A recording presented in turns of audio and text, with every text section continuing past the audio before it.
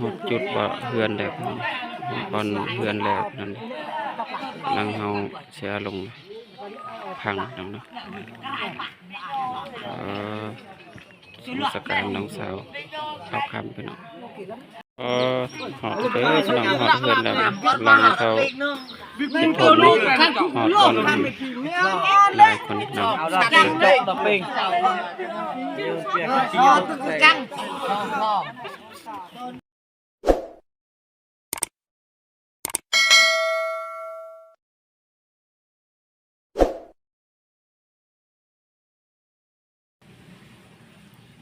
สบายดี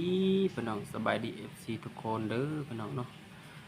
เปิดหูเปิดภาพมากับพอบ่าวคันสมัยชนบทชาแนลพี่น้องเนาะ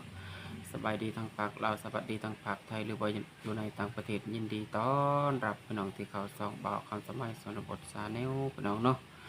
สบายดี FC ทุกคนเนาะว่าทางลาวทางไทยหรือว่าอยู่ในต่างประเทศพี่น้องเนาะที่เขาส่องบ่าวคันสมัยชนบทชาแนลพี่น้องเนาะฝากติดตามเด้อทุกคนเนาะมื้อนี้บ่าวคำกับสิพากพี่พากน้องพี่น้องเนาะเพราะว่าเขาไปทรงสการน้องสาวบ่คำพี่น้องเนาะแบบเขาทรงสการแถวชนบทแถวชนบทบ้านเฮาพี่น้องเนาะแล้วก็บ่าวคำสิพากพี่พากน้องไปติดตามเบิ่งเด้อแบบเขาไปทรงสการพี่น้องเพราะว่าน้องสาวบ่คำเสียพี่น้องเนาะขอบคุณไปชมกันเลยพี่น้องเนาะมาทรงสการน้องสาวมาทรงสการเทศนบทบ้านเฮาพี่น้องเนาะ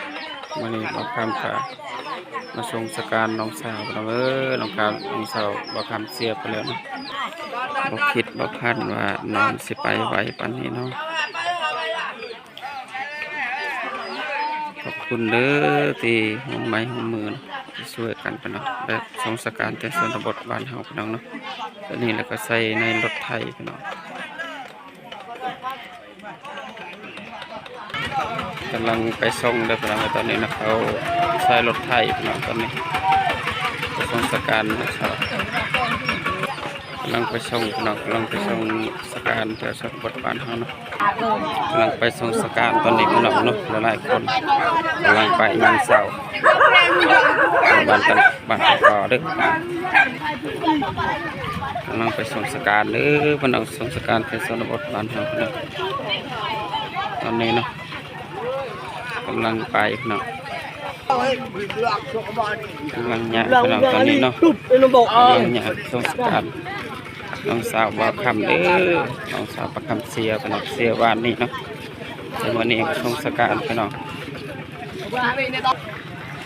หลายคนพี่น้องไปส่งสการผู้หญิงเนาะยิงเราพร้อมพี่น้องเนาะตอนนี้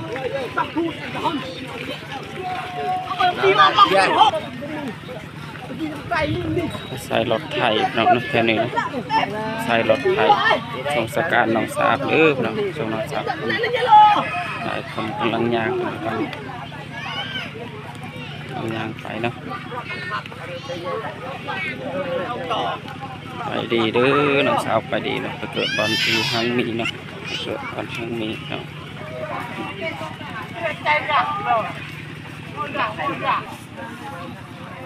น้องสาวเอาครัวอยู่บ้านตังกอบเนาะเสียบ้านนี้นะก็เลยไปส่งสการมื้อนี้เนาะ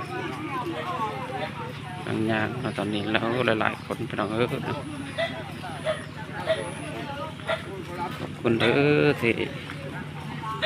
ใครเห็นแล้วก็อย่าลืมกดไลค์กดไลค์เด้อกำลังย่างพี่น้องหลายๆคนทรงสการแถวชนบทบ้านเฮาแบบนี้แหละพี่น้องเนาะเข้าใจเขาใส่ในรถไถนะยังบ่ทันฮอดบอลจุดยังทันฮอดบอลเหือนจำพี่น้องยังทันฮอดบอลเหือนลากอยู่เนาะเป็นบอลจุดที่เขาจะพังเนาะเพราะว่าแถวชนบทบ้านเขาจะพังคนเสียเนาะอันยางให้น้องสาวไปดีเด้อเกิดบอลที่หังมีเนาะแบบนี้แหละเขาส่งสการแถวชนบทบ้านเขาหลายๆคนพี่น้อง กำลังย่างยำเสาเนาะ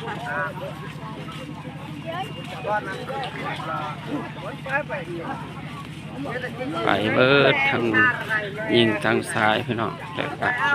มีคนยินเราพร้อมเนาะก็ยินเราแต่ละคนเนาะ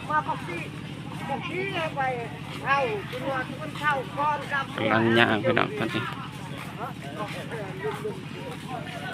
ยังบ่ฮอดบ่อนห้าสิเข้าพี่น้องฮอดแล้วเนาะทางแวะเนาะแล้วก็ฮอดทางแวะพี่น้องตอนนี้สงสการแต่ส่วนบทบ้านเฮา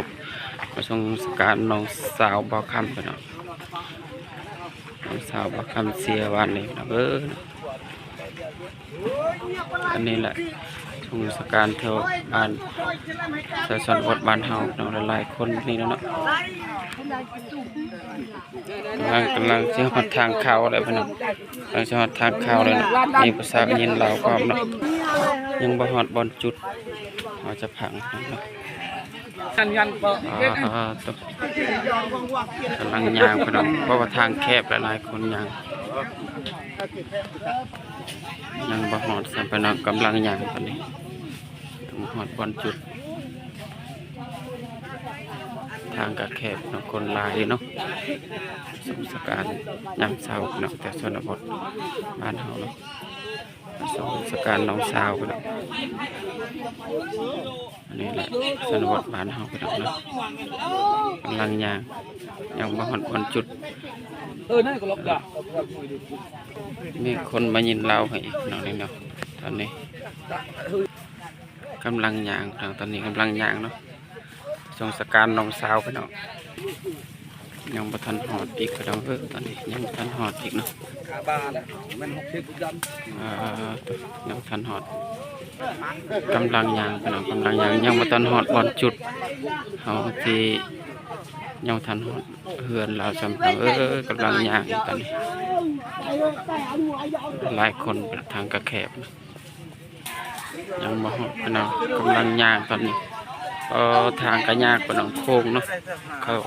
ใส่รถไถพี่น้องย่างพี่น้องยังบ่ทันหอดบอลจุดบอลเฮาจะพังเนาะยังบ่ฮอดพี่น้องเนาะคนหลายเลยทางกระแคบพี่น้องเนาะกำลังย่างพี่น้องยังบ่ทันหอดจะไปสิฮอดแล้วเนาะก็จะฮอดบอลเฮือนแล้วพี่น้องจะหอดได้ตอนนี้ทางกระแคบน้ำทางบางอย่างแต่ละคนประมาณ50 คนเลย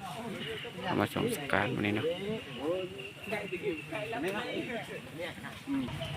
ใกล้จะหอดแล้วพี่น้องใกล้จะหอดแล้ว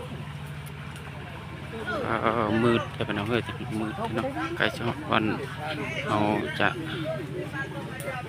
ส่งเพิ่นแล้วพี่น้องจะหอดเฮือนเลยเนาะกำลังย่างพี่น้องตอนนี้ใกล้จะหอดแล้วพี่น้องใกล้จะหอดแล้วตอนนี้เนาะใกล้จะหอดแล้วพี่น้องเขาใช้รถไถตัวนี้เนาะแต่บ้านก่อนนี่ก็จะรถเช่าใส่รถไถพี่น้องลงศพพี่น้องส่งฮอดทันทีแล้วพี่น้องฮอดเฮือนฮอดซานแล้วพี่น้องตอนนี้ฮอดเฮือนแล้วพี่น้องฮอดเฮือนแล้วบ้านฮอดเฮือนฮอดซานแล้วพี่น้องผู้ชมน้องสาวเนาะน้องฮอดแล้วฮอดเฮือนแล้วฮอดแล้วมันก็จะลงคุมแล้วพี่น้องลงคุมแล้วกำลังจะลงคุมแล้วหอดเด้อพี่น้องหอดเฮือนแล้วกำลังเขาติดทนหอดคนหลายคนน้อง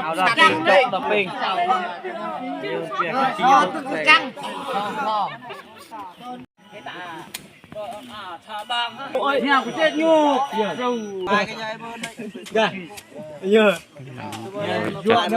จะทมพี่น้องกำลังทม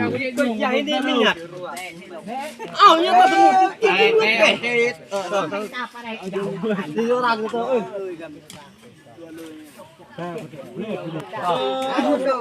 แบบกิน